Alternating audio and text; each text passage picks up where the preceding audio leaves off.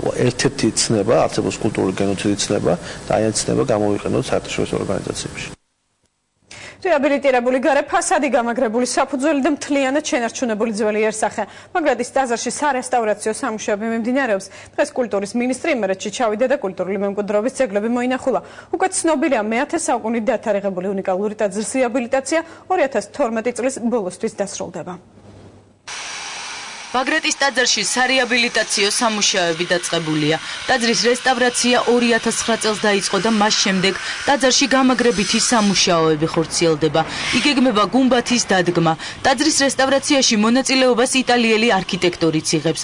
დღეს მიმდინარე სამუშაოები კულტურის და ძეგლთა დაცვის მინისტრმა მოინახულა. ნიკოლოზ რურუა დარწმუნებულია, რომ საბოლოო რეზულტატი მოლოდინს გადააჭარბებს. როგორც ნახეთ, აი ვართ მომსწრე მართლაც ისტორიული საქმისა, მაგრატის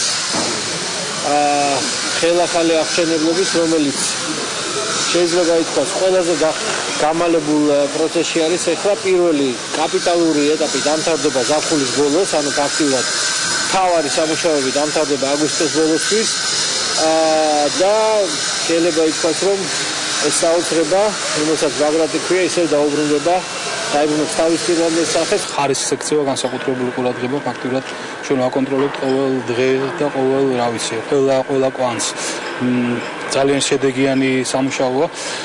მიუხედავად ამინდებისა, მაინც ყველაფერი რიგზეა და ვფიქრობთ, რომ მალე ეს იქნება ძალიან დიდი შედეგი ჩვენი დღევანდელი საქართველოს. ქუთაისში სარეაბილიტაციო სამუშაოები თეატრსაც უტარდება. გამოიცვლება სკამები, განახლდება დარბაზები და დამონტაჟდება ახალი სცენა.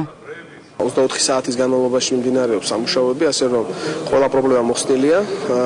აქ იქნება გამოცვლილი სცენა, სკამები, თავიდან ბოლომდე რეაბილიტირებული იქნება დარბაზი, როგორც ფოიეები. აქ ვისაც ახსოვს რა ხდებოდა, არსებობდა კანალიზაცია, არ არსებობდა არაფერი საერთოდ და მოშლილი იყო ეს სისტემები.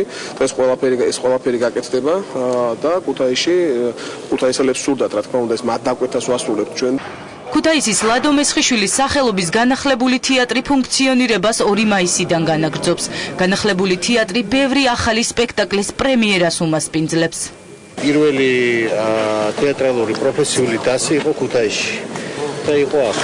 ეს თეატრი ხდება სულ მალე 150 წლის წარმოიდგინეს, მაგრამ აქ სწორედ აქედან გამომდინარე ასეთი რენოვაცია, რემონტი კაპიტალური არ ჩატარებულა და ფაქტიურად ეხლა მოწმეები ვართ აი მეორე დაბადების მესხიშვილის სახელობის, ლადო მესხიშვილის სახელობის სახელმწიფო თეატრის.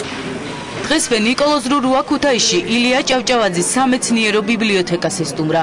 მინისტრი თანამშრომლებს გაესაუბრა და მათ დაქვემდებარებაში მყოფ 12 ფილიალს საჩუქრად 800 წიგნი და კომპიუტერები გადასცა. მესამე მთავრობის ხდომა ქუთაისში დღეს